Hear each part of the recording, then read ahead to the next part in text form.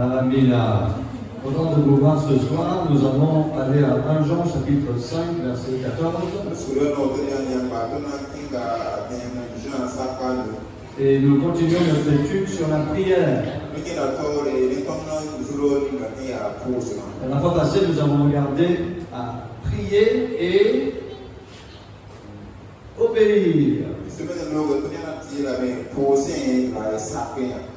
Prier et obéir.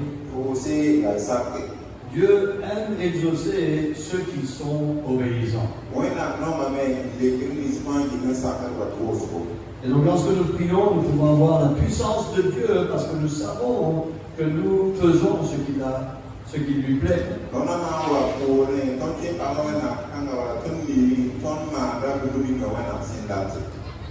Et je vous amène à 1 Jean chapitre 5 verset 14 ce soir. 1 Jean chapitre 5 verset 14.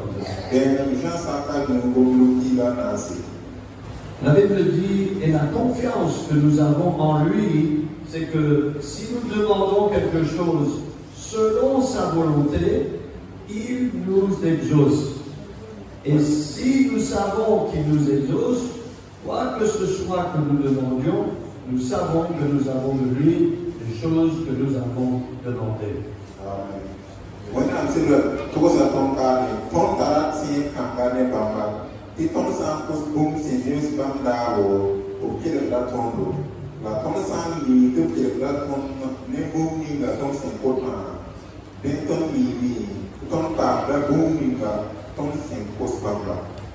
Nous voulons prier selon la volonté de Dieu. Et le premier point, c'est de prier au nom de Jésus.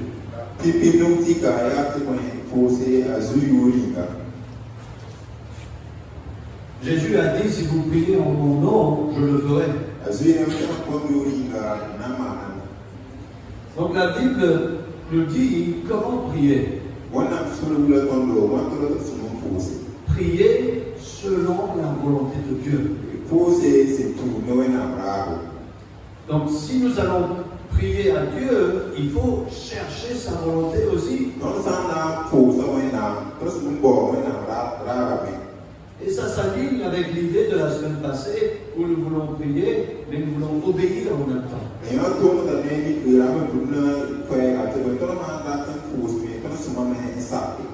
Vous vous rappelez ce que Jésus a dit? Quand vous priez, priez comme ceci. Et lorsqu'il a donné l'exemple de la prière, il a dit que ta volonté soit faite.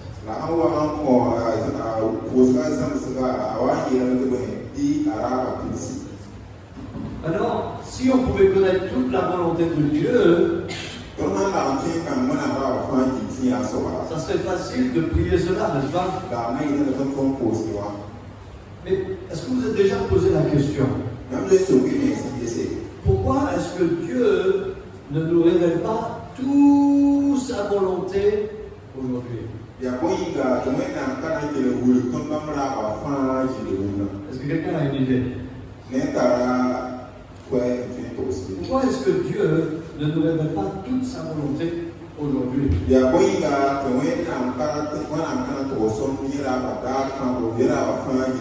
Pour le reste de notre vie? Pas d'idée? La réponse, je pense, est très simple. C'est qu'on ne choisirait pas la volonté de Dieu. On verrait trop de souffrances, on verrait trop de problèmes, et on dirait, Seigneur, ouais, moi je vais choisir un autre chemin. La Bible dit, à chaque jour suffit sa peine. La réalité, c'est qu'on connaisse la volonté de Dieu ou non. La réalité, c'est qu'on va souffrir un peu tous les jours.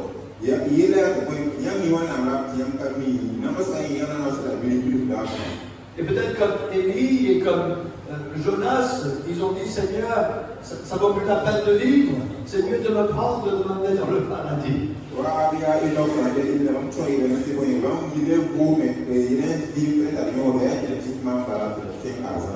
C'est pour ça que le psalmiste a dit que ta parole est une lampe à mes pieds et une lumière sur mon sentier.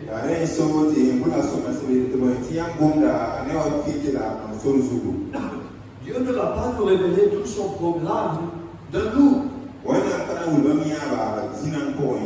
Mais il va nous accompagner et il va nous donner assez de lumière pour pouvoir prendre le prochain pas.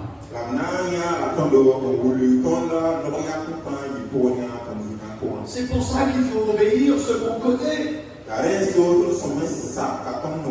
Parce que si on obéit ce qu'on connaît, Dieu va nous illuminer le prochain pas. Mais il y en a, ils veulent avoir tout le chemin illuminé avant de bouger un orteil.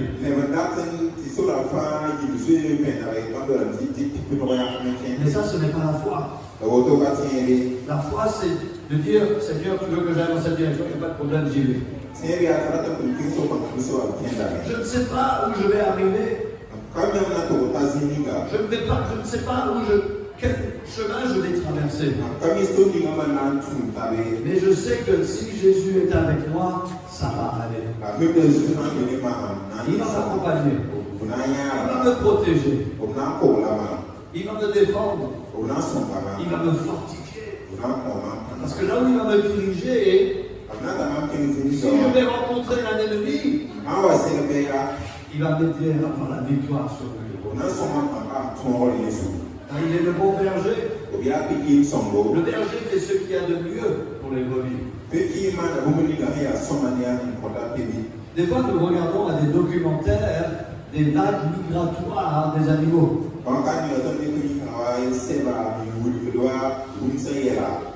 Et les plus grandes vagues migratoires sur la planète sont en Afrique.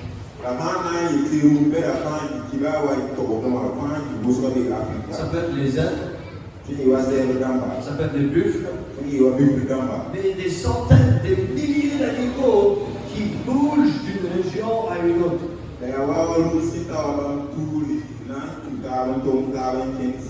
Parce que les saisons changent et des fois il y a la pluie là-bas, mais après il y a la pluie d'un autre côté.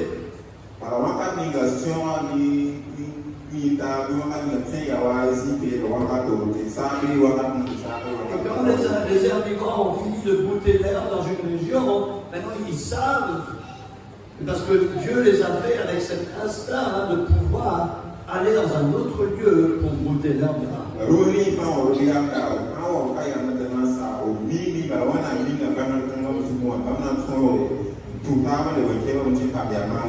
Et s'ils ne déménagent pas avec les saisons, ils vont mourir de faim.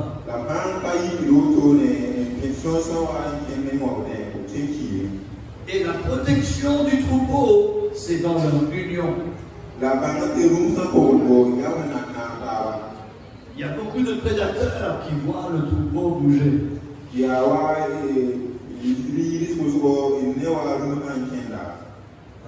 Les enfants, il n'y a pas comme prédateurs. Ils regardent. Il y a les lions. Ils commencent à se lécher les babines.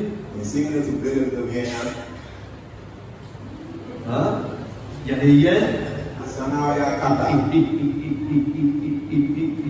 qui aiment rire. Il y a le léopard qui est rapide. Il y a toutes sortes de prédateurs. Et vous savez qui ils attaquent? Ils attaquent les petits. Qui traînent derrière. Ou ceux qui s'écartent du troupeau. Il y a des moments même, ils doivent traverser des rivières. Et là, il y a des crocodiles. Et les crocodiles, ils regardent et ils disent: ah, ça c'est un bon repas qui vient de chez moi. Mais les crocodiles n'attaquent jamais ceux qui sont ensemble. Ils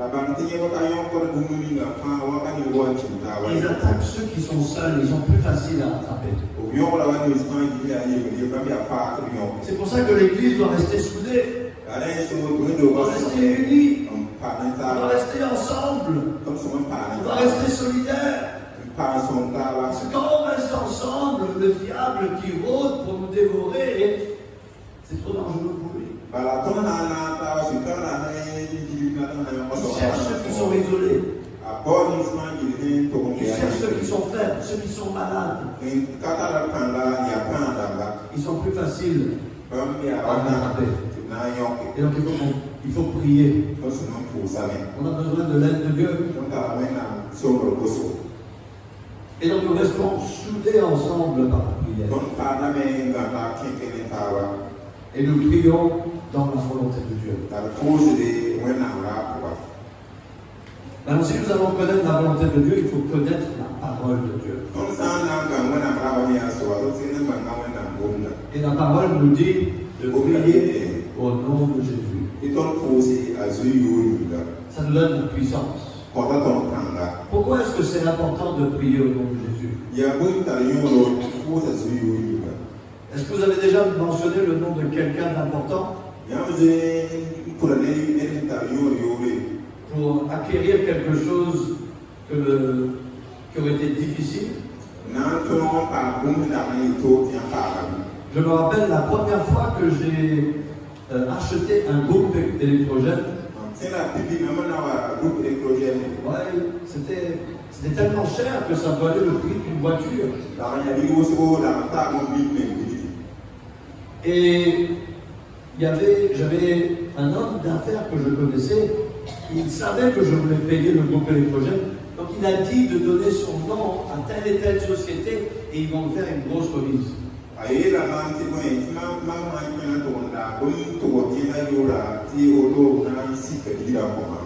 Et donc je suis allé à la société en question et j'ai regardé et j'ai vu là, ça c'est le groupe qu'on a besoin. Et puis j'ai commencé à demander le prix et j'ai commencé à négocier. Et j'ai dit, c'est 5 millions, est-ce qu'on peut faire une remise? Ils ont dit, il n'y a pas de problème. Ils ont dit 8 millions 900 000. J'ai essayé de négocier plus. Et on a descendu un peu plus. 8 millions 850 000. Ça descendait, mais pas beaucoup. Eux aussi, ils vont gagner leur argent. Mais quand j'ai fini de négocier, j'ai mentionné le nom du monsieur qui m'a recommandé. Et dès que j'ai mentionné le nom du monsieur, ils ont dit si c'est comme ça, on vous donne un 4 millions. Dieu merci alors. Qu'est-ce qui s'est passé? Tout ce que j'ai fait, c'est mentionner le nom de quelqu'un qui était important à la société et ils ont toujours baissé le prix rapidement.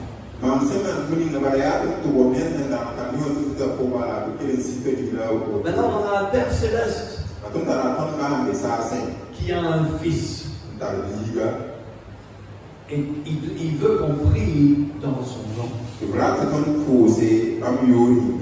Et peut-être nous, on peut prier, on dit Seigneur, mon Dieu, donne-moi ceci, donne-moi cela. Et Dieu peut-être il pense et il dit, ok, je vais y réfléchir. Mais Seigneur, ne fais pas pour moi. Fais-le parce que j'ai mis ma foi en Jésus.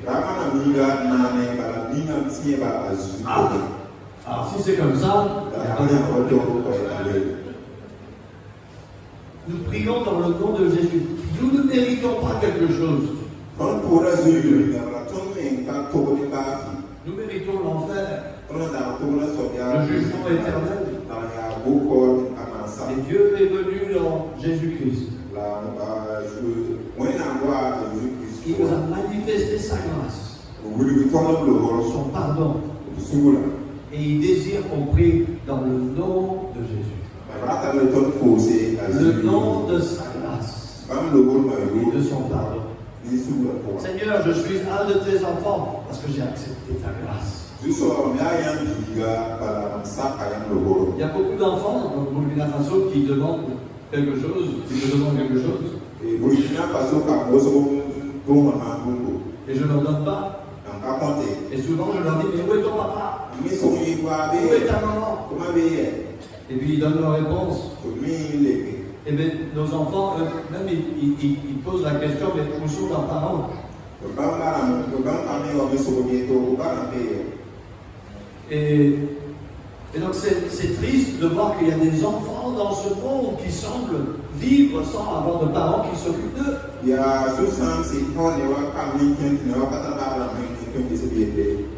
Dieu s'occupe de ses enfants. Et donc nous pouvons devenir enfants de Dieu par la foi en Jésus-Christ. Utiliser le nom de Jésus, ce n'est pas une formule là on dit, ah j'ai dit le nom de Jésus, donc Dieu est obligé de m'exaucer. Nous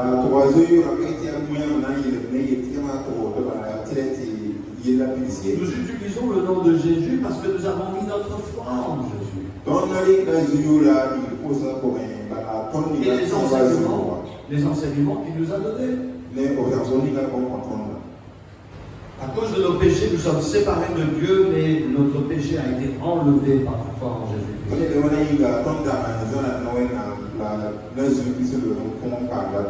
Il y a un seul qui est juste. C'est Jésus. Mais il nous justifie devant Dieu. Et donc lorsque nous prions au nom de Jésus, nous prions et nous rappelons Dieu qui nous a justifiés.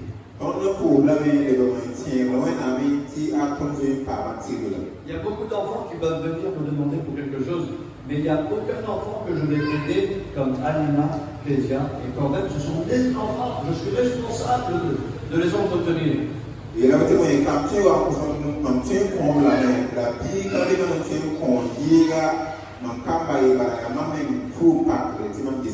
Et Dieu aussi s'occupe de ses enfants. Ceux qui ont mis leur foi en Jésus-Christ. Nous étions séparés de Dieu et nous sommes devenus famille de Dieu par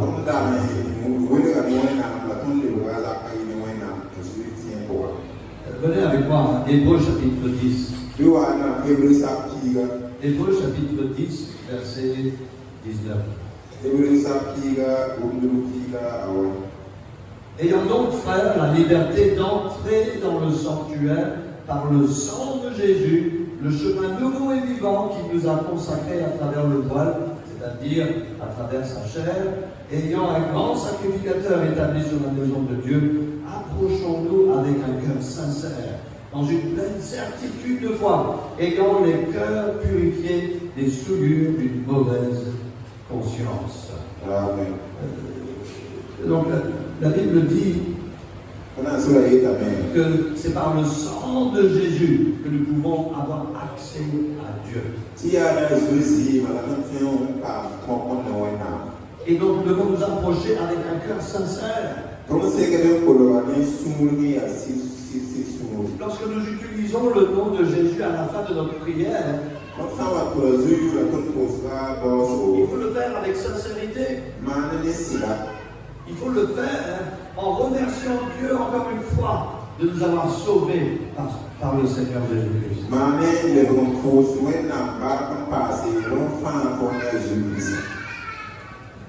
Il est notre seul sauveur. Il est notre seul médiateur. Et lorsque nous prions dans le nom de Jésus, nous reconnaissons que Dieu est unique et il a fait un chemin unique pour lui prier.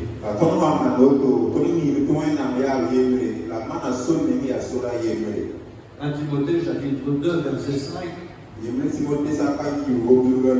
Car il y a un seul Dieu et un seul médiateur entre Dieu et les hommes.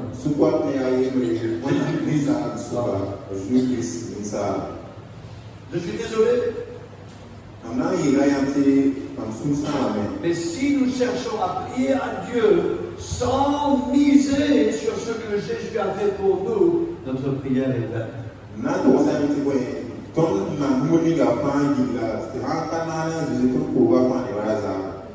Notre prière ne sert à rien. Nous ne méritons pas l'oreille de Dieu. Jean chapitre 14, verset 6. Jésus lui dit, je suis le chemin, la vérité et la vie. Personne ne vient au Père que par moi.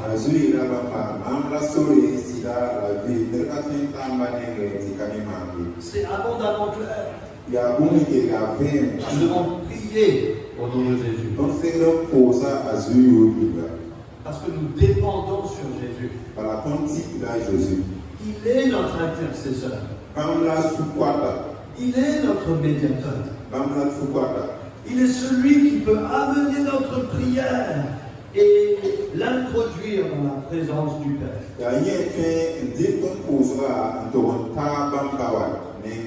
Le monde veut que nous ayons la confiance de soi.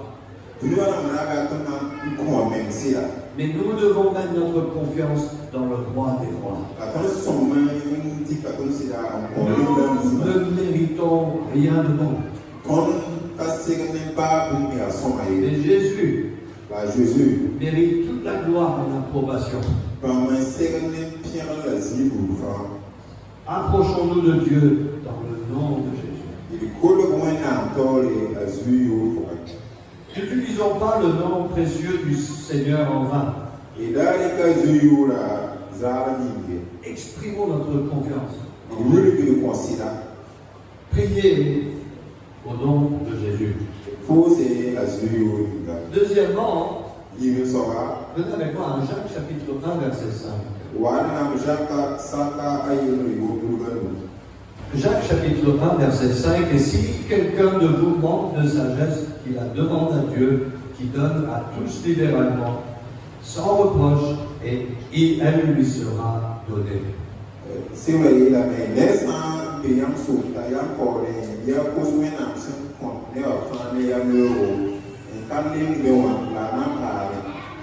Donc nous avons un exemple dans Jacques chapitre 1 verset 5 d'une prière biblique.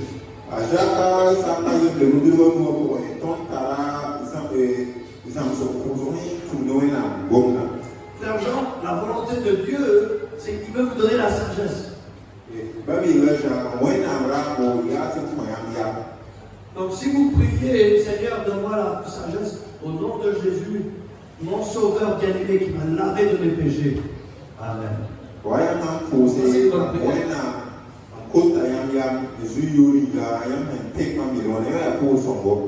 Dans notre église, nous avons commencé une nouvelle série de leçons sur l'étude des prières dans la Bible. Il y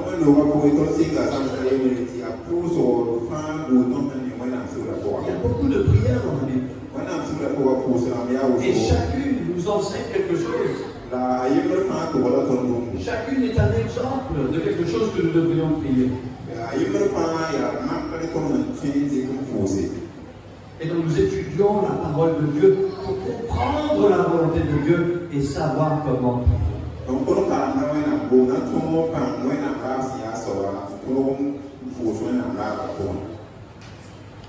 Nous avons besoin du courage. Et nous pouvons prier comme l'apôtre Paul qu'une porte de l'évangile puisse s'ouvrir.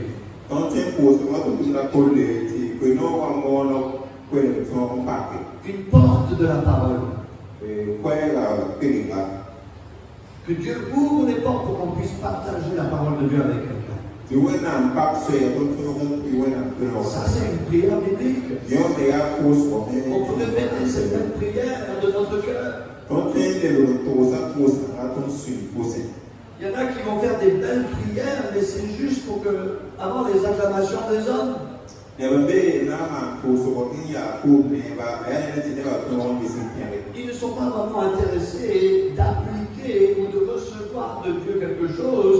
Ils veulent juste faire des belles paroles.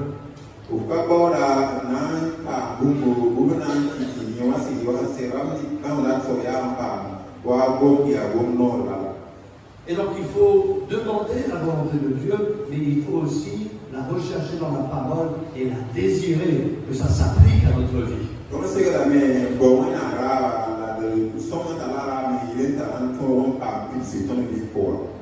La plus grande puissance dans la prière, c'est une prière qui est basée sur la parole.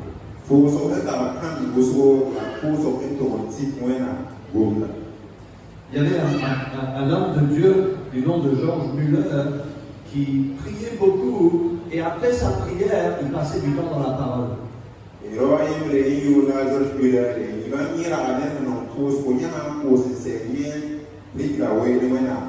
Mais un jour, il a testé quelque chose de différent. Il a dit, j'ai commencé à passer du temps dans la parole d'abord et puis après je priais. Et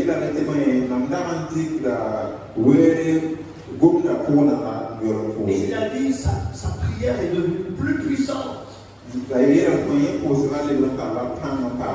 Parce qu'il lisait la volonté de Dieu et après avoir vu la volonté de Dieu, il pouvait prier la volonté de Dieu. Et même sa prière était orientée par ce qu'il avait lu dans la parole.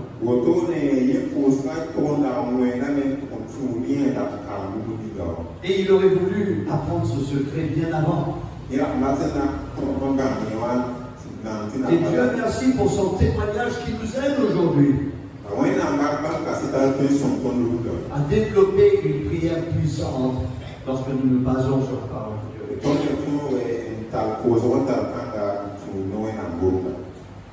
Ce qui nous mène à une troisième façon de prier. Prier par l'Esprit. Prier par l'Esprit. Donnez avec moi à Romains chapitre 8. Romains chapitre 8, verset 26. Pendant qu'il y a beaucoup de promesses dans la parole de Dieu, il y a certaines situations dans notre vie qui ne sont pas directement adressées dans la parole de Dieu.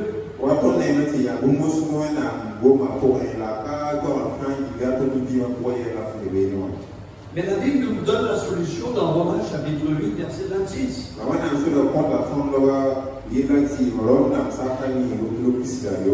La Bible dit, et même aussi, l'Esprit nous soulage dans nos faiblesses, car nous ne savons ce que nous devons demander pour prier comme il faut, mais l'Esprit lui-même intercède pour nous par des soupirs qui ne peuvent s'exprimer. Toutefois, celui qui sonde les cœurs connaît quelle est l'affection de l'Esprit, qui prie selon Dieu pour les saints.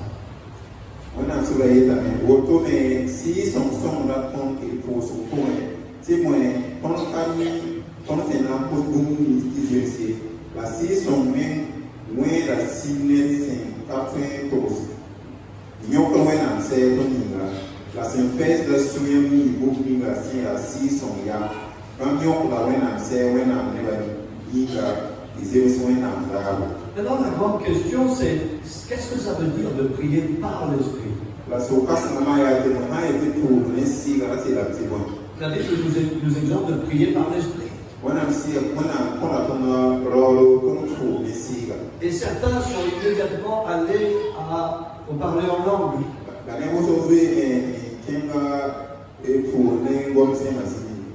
Mais le parler en langue n'est pas référé ici.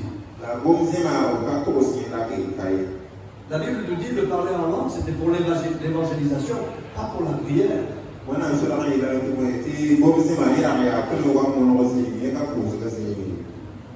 Donc qu'est-ce que ça veut dire? Cela veut dire que lorsqu'on donne notre attention à Dieu, lorsqu'on cherche réellement la volonté de Dieu, dans le silence de la prière, l'Esprit va amener des pensées à notre esprit.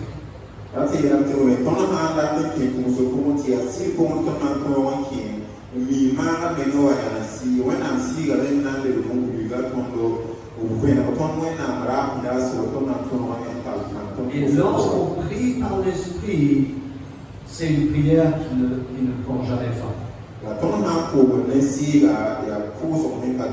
Parce que l'Esprit de Dieu va toujours nous diriger à prier pour quelqu'un ou à prier pour quelque chose.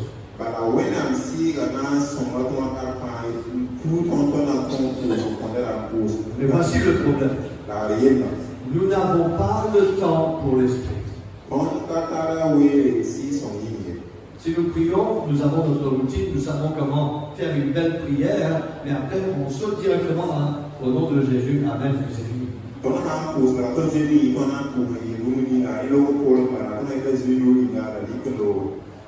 Mais de prier par l'Esprit, c'est que lorsque vous priez et que les mots vous manquent, vous restez silencieux. Vous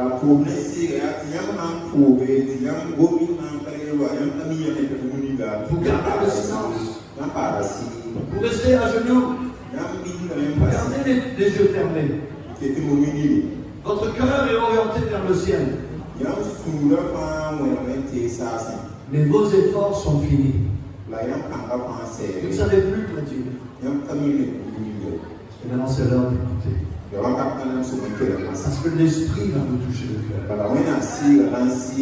Il va vous donner des nouvelles idées. Il va vous donner des noms. Une personne pour qui vous devez prier. Que vous n'avez jamais prié auparavant. Des sujets de prière auxquels vous n'aviez jamais pensé. Et lorsque vous êtes soumis à Dieu et votre attention est totalement à Dieu, l'Esprit de Dieu va vous aider. Il va compléter votre prière.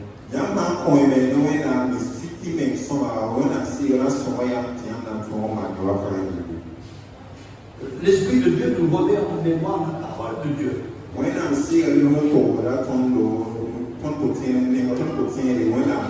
C'est très efficace aussi à l'évangélisation.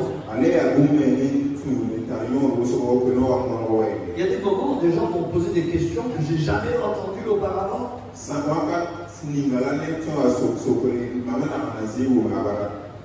Et sur le coup, je ne sais pas quoi dire, mais je cherche l'aide de Dieu et l'Esprit de Dieu me met en mémoire un verset de la Bible que j'ai lu et puis je donne une réponse.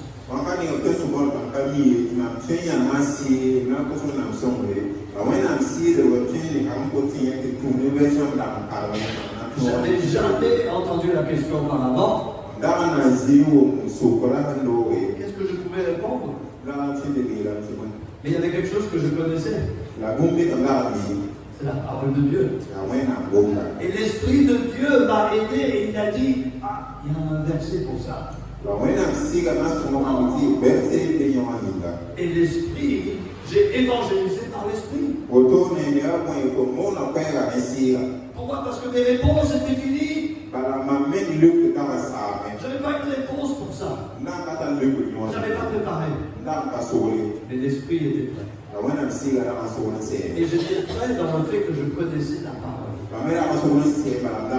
Donc la parole va amplifier notre vie de prière, mais elle va amplifier notre vie d'évangélisation aussi.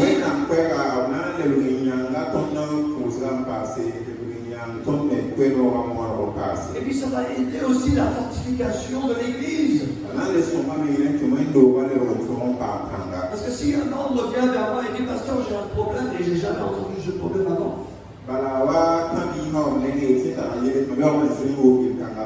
Moi je vais aller voir le frère David, je lui dis, frère David, vous avez entendu le problème? Il faut les conseiller. Mais si je connais la parole de Dieu, si je suis dans l'harmonie avec l'Esprit de Dieu, il va diriger mes pensées. Il va me donner une réponse.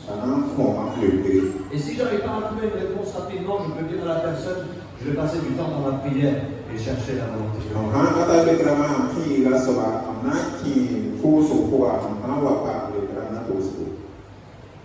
Si nous ne lisons pas la Bible, ça va être compliqué pour l'Esprit de Dieu de nous remettre en mémoire quelque chose qu'on n'a pas lu.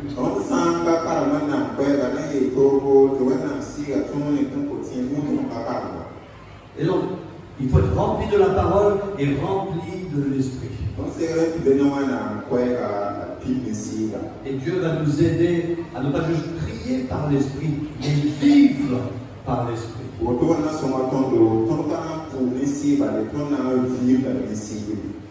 Lui donner notre attention. Fermer notre bouche. Laissez Dieu diriger nos pensées. Laissez Dieu toucher notre cœur. Et c'est dans ces moments-là que les prières peuvent être exaucées. Parce qu'on dépend plus sur Dieu que sur nous. Priez par l'esprit. Priez par la parole. Priez au nom de Jésus. La prière, c'est une question de confiance en Dieu. Si nous découvrons la volonté de Dieu, prions la volonté de Dieu. La confiance que nous avons en lui. Nous savons que nous avons de lui les choses que nous avons demandées. Il y a des moments où on ignore la volonté de Dieu. Mais il y a d'autres moments où nous pouvons connaître exactement la volonté de Dieu. Lorsqu'on connaît, demandons avec foi. Seigneur, que ta volonté se fasse. Donnons plus de temps à Dieu. Vous vous rappelez le prophète Élie qui a fui? Il s'est caché dans une caverne. Dieu lui a parlé, pas dans le tonnerre, pas dans le bruit, mais dans une petite voix. Et des fois, on a besoin d'être en silence